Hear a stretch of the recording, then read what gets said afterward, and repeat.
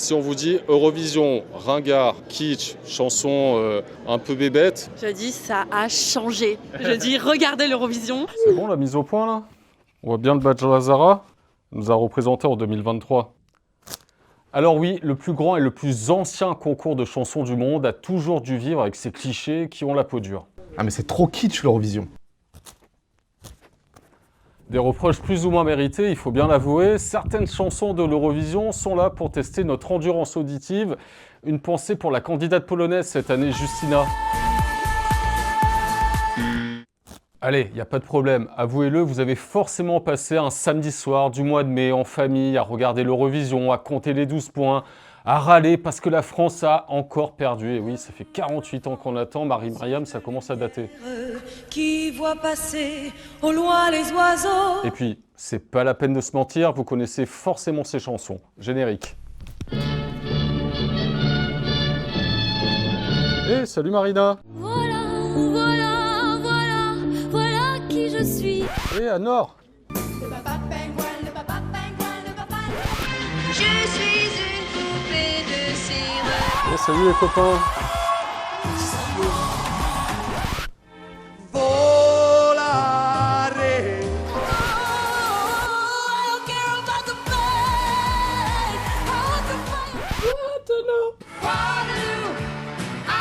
Shadi. Shadi.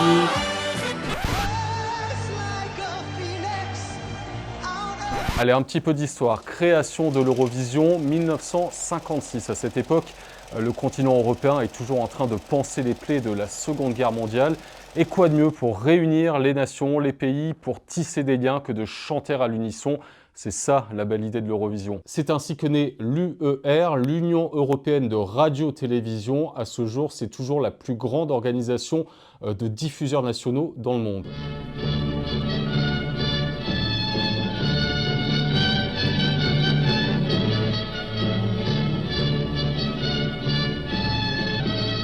L'Eurovision, c'est un monde à part, c'est une bulle, c'est un microcosme peuplé d'Eurofans très investis et parfois de femmes à barbe. J'ai le droit de filmer vos jambes? Oh, vas-y, chérie, regarde. Je suis la seconde tour Eiffel, chérie. Et accessoirement, le deuxième monument le plus visité de Paris. Good evening, Europe and Australia. Voilà, on y est, dans le Marais, dans un bar gay pour la soirée annuelle des Eurofans français. Une façon de se mettre dans l'ambiance, de faire monter un peu l'excitation autour du plus grand concours de chansons du monde. Ça monte. Ça fait combien de temps que vous aimez l'Eurovision? 20 ans. C'est un peu les Jeux Olympiques de la chanson, c'est quelque chose qu'on attend, c'est ce qui réunit l'Europe aussi. Je pense qu'il y a déjà cet aspect festif, on l'a dit. C'est une très belle rencontre aussi des Européens et c'est un moment de culture qui est immense. Moi, ce que j'aime, c'est quand tout le monde chante dans sa langue, je trouve ça fabuleux. Voilà, c'est vraiment un moment où chaque pays vient dire ce qui se passe chez nous en ce moment sur la scène culturelle, artistique, c'est ça. Maman. Cette année à Bâle, c'est la 69e édition du concours de l'Eurovision. Pardon, excusez-moi. C'est ma mère. Allô maman? Oui. Oui, là je bosse là.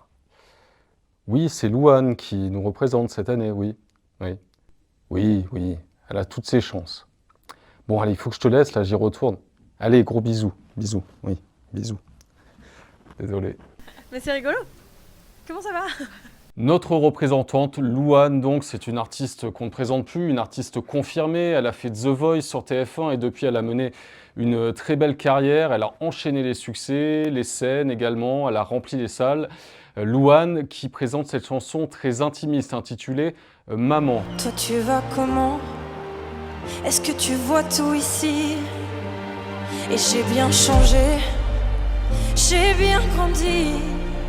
Une chanson en hommage à sa mère disparue en 2014, emportée par un cancer. Très bizarrement, à la base, je voulais vraiment parler à ma mère, plus que raconter quelque chose au monde. Et ce que je me disais, c'est que j'avais envie qu'elle sache que j'allais enfin bien et que j'avais une petite fille et que c'était extraordinaire.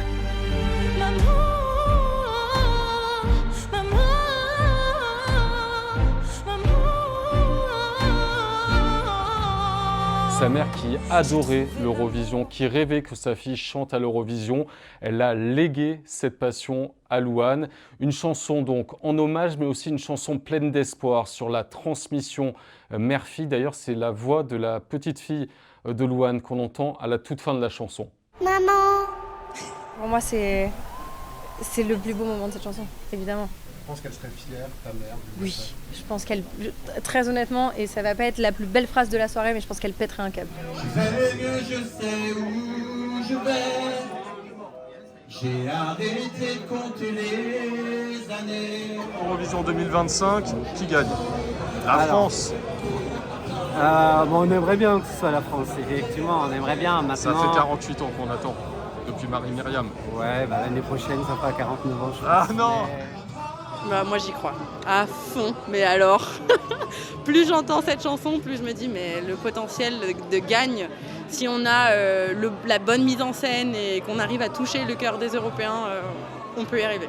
Même quand c'est Kissy Bang Bang qui la chante. Même quand c'est qu'ici.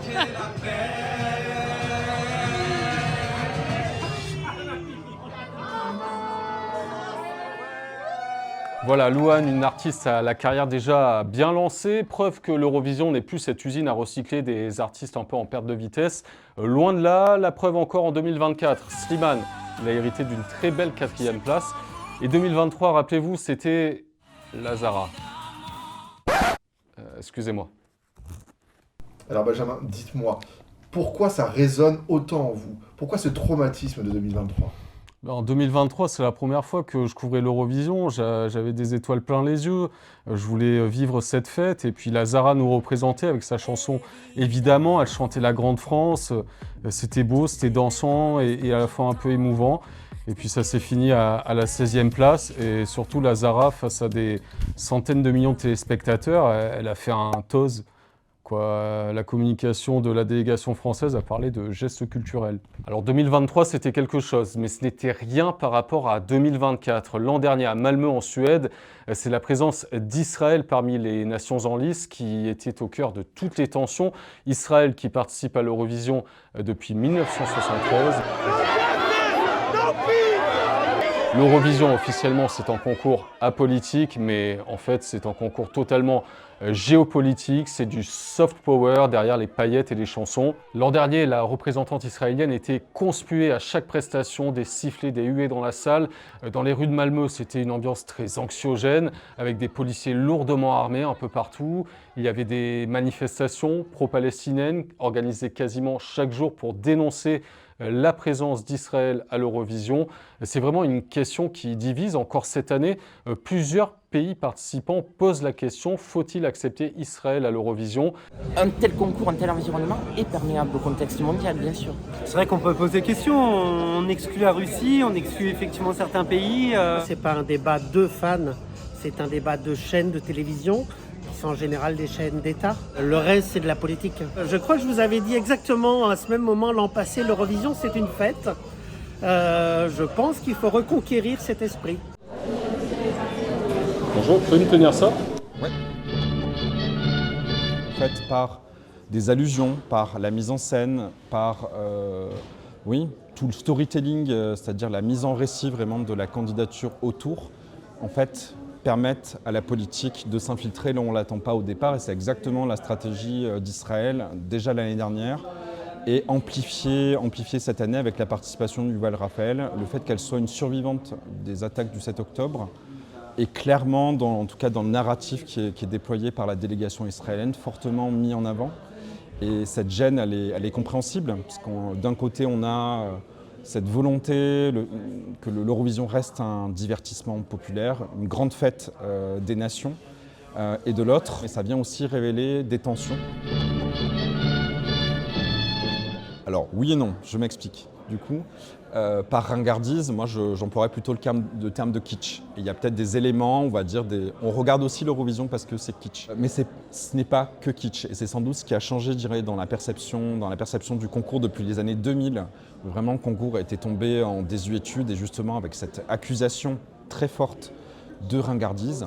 c'est que l'Eurovision, ce n'est pas que ça. L'Eurovision, c'est aussi un espace d'affirmation pour des identités culturelles, c'est aussi un espace où, plurilingue. Et pour plein de personnes, en tout cas plein de personnes avec qui j'ai échangé dans le cadre de mes enquêtes, l'Eurovision, c'est aussi une mallette de Proust, en fait, dans le sens où ça leur rappelle des souvenirs de famille, ça leur rappelle aussi des moments, amicaux.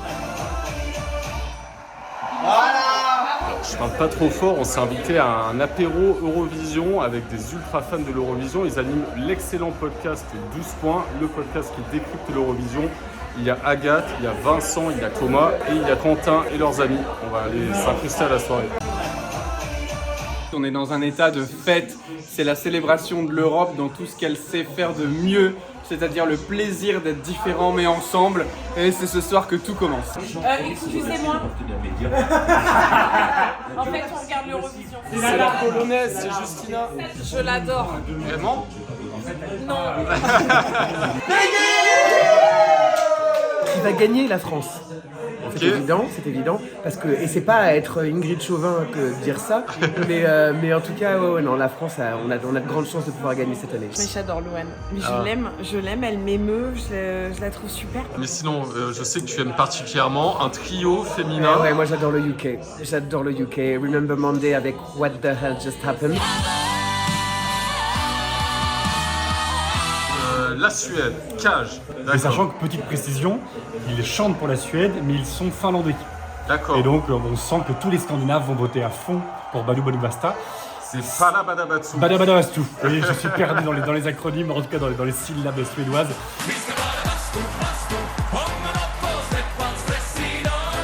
Ils sont vraiment en tête des pronostics.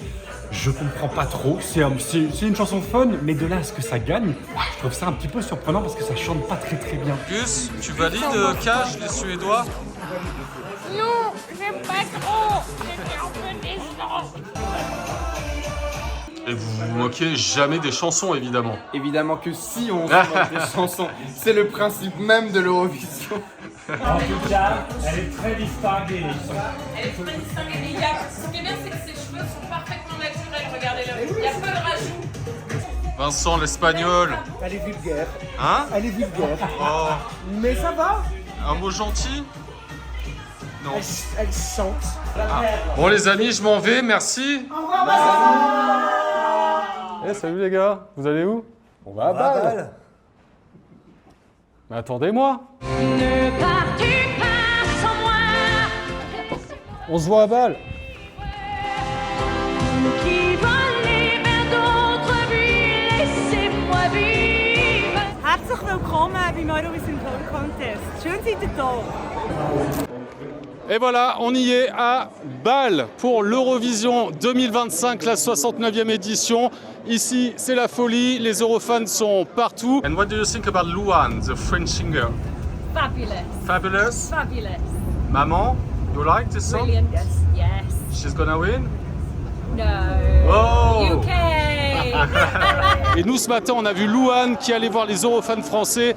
Une rencontre pleine d'émotions. Louane, notre représentante.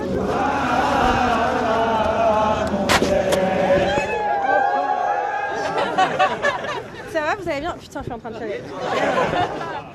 Allez, Louane! Mais oui!